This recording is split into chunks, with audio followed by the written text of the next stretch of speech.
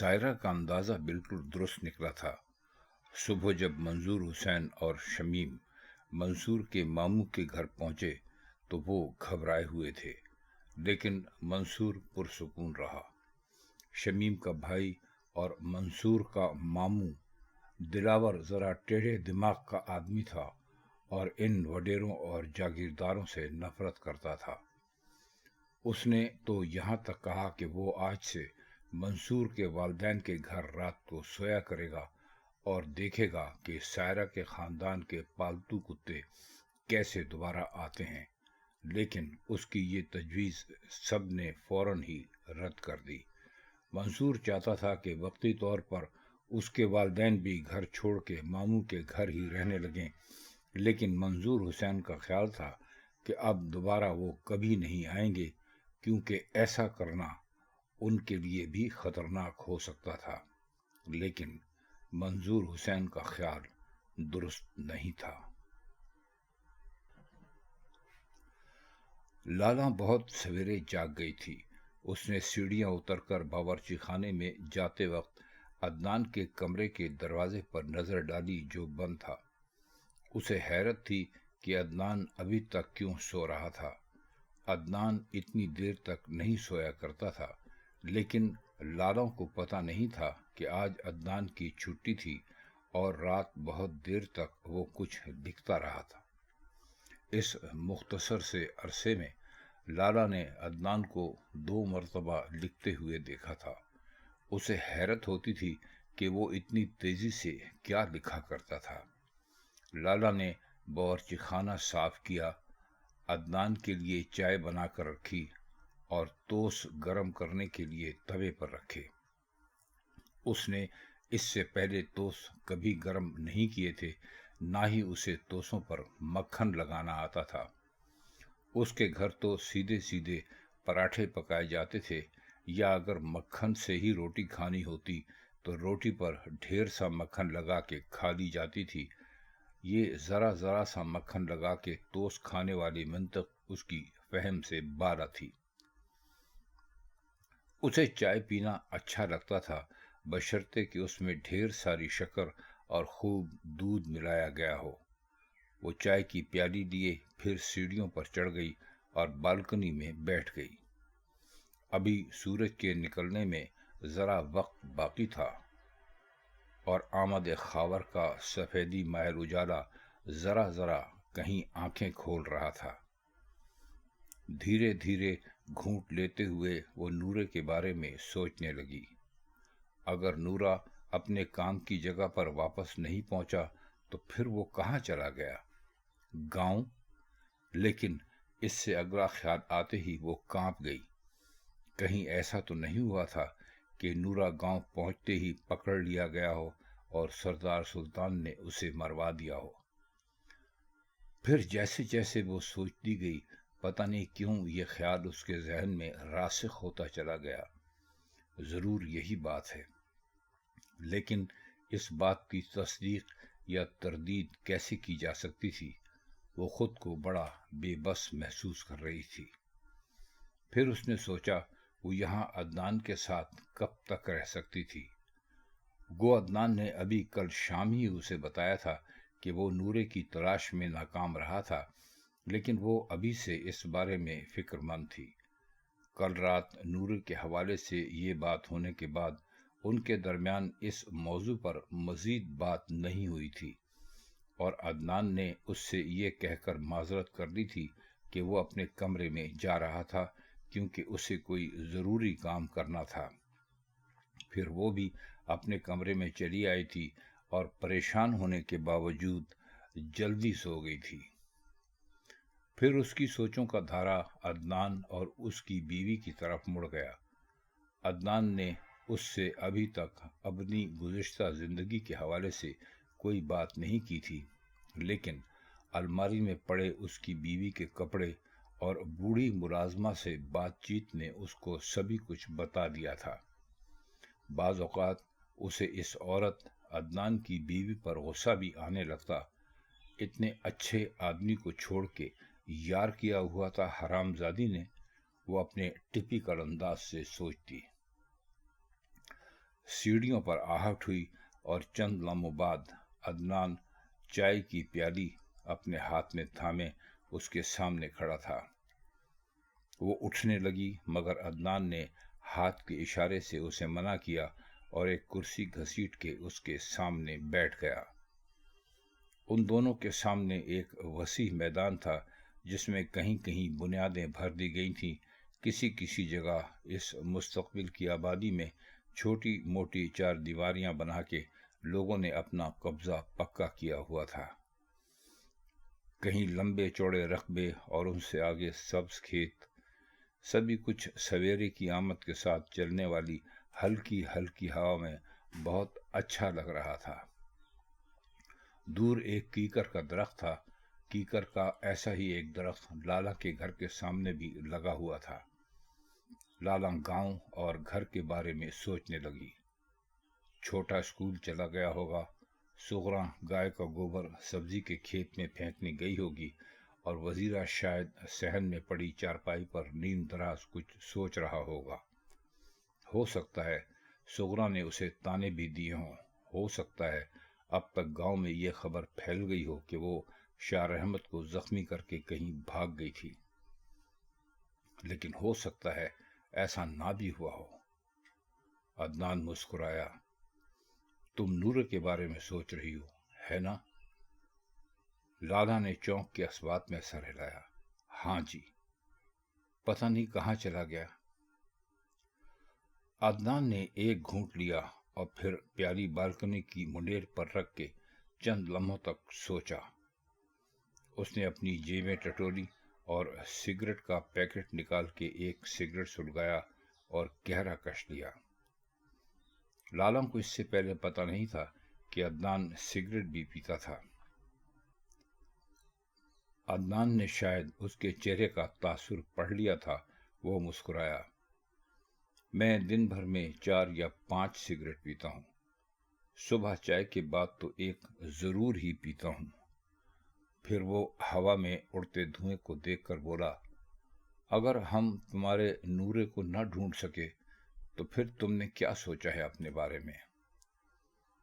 ये एक ऐसा सवाल था जिसका इंतजार लाला रात उस वक्त से कर रही थी जब से अदनान ने उसे बताया था कि नूरा बतलाई हुई जगह पर नहीं था।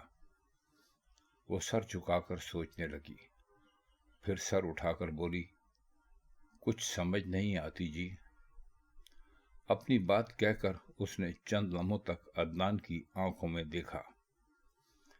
अदनान के चेहरे और आंखों के तासुर से वो कोई नतीजा अखज़ न कर सकी।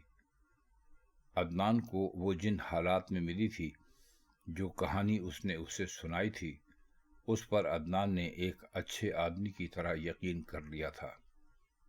वैसे अदनान को उसकी सच्चाई पर पूरा यकीन उस वक्त आया था जब उसने नूरे नामी किसी शख्स के बारे में मालूमात लेने की कोशिश की थी और नाकाम रहा था।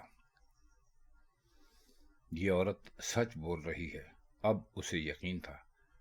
लेकिन वो कब तक उसके साथ इस घर में रह सकती थी? अदनान ने सोचा। अदनान को इस बात की फिक्र नहीं थी कि एक ऐसी औरत उसकी छत के नीचे उसके साथ रह रही थी जिससे उसका कोई रिश्ता नहीं था।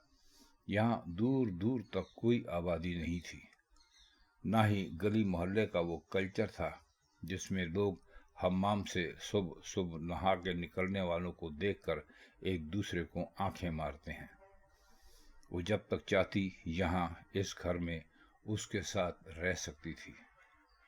अदनान ने जैसे फैसला कर लिया और खुद को मुतमईन महसूस करने लगा। अपनी बीवी की बेवफाई के बाद उसे किसी औरत में कोई दिलचस्पी नहीं रह गई थी। शायद इस हवाले से वो अंदर से बिल्कुल टूट फूट गया था। इतनी तल्खी से सोचने के बावजूद उसे कभी ऐसा नहीं लगा था कि उसे उस औरत से नफरत हो गई थी जो कभी उसकी बीवी थी।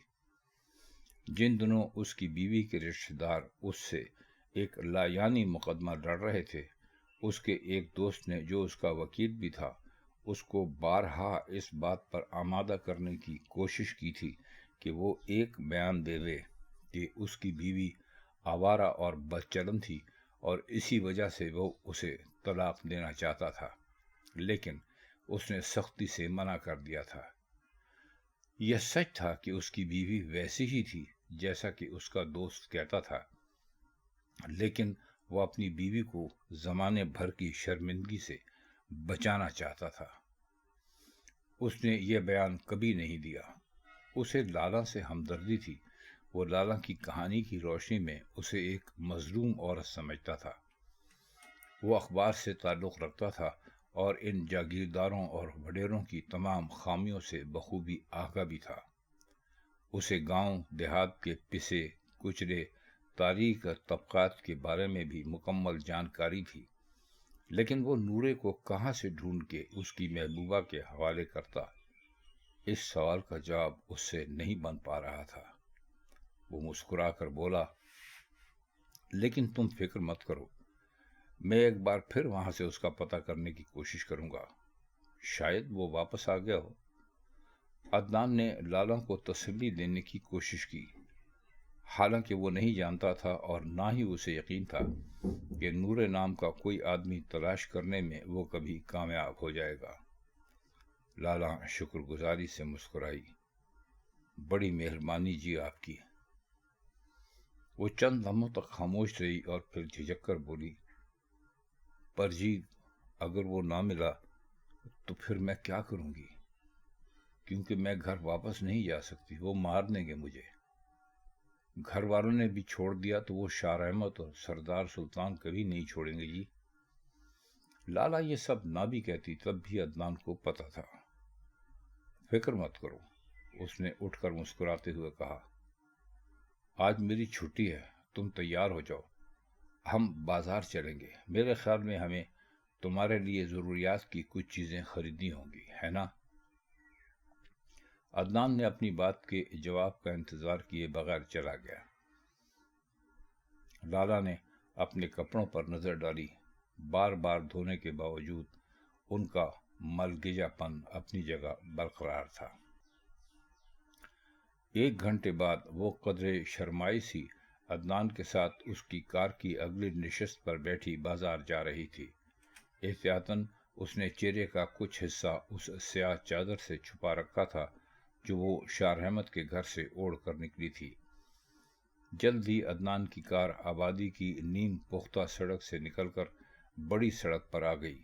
لالا نے ایک مرتبہ رات میں یہ سب دیکھا تھا۔ اس وقت روشن دن تھا۔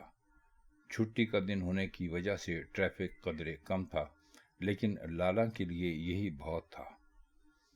اسے سب سے زیادہ جو حیرت ہو رہی تھی وہ عورتوں کو کاریں چلاتے دیکھ کر ہو رہی تھی۔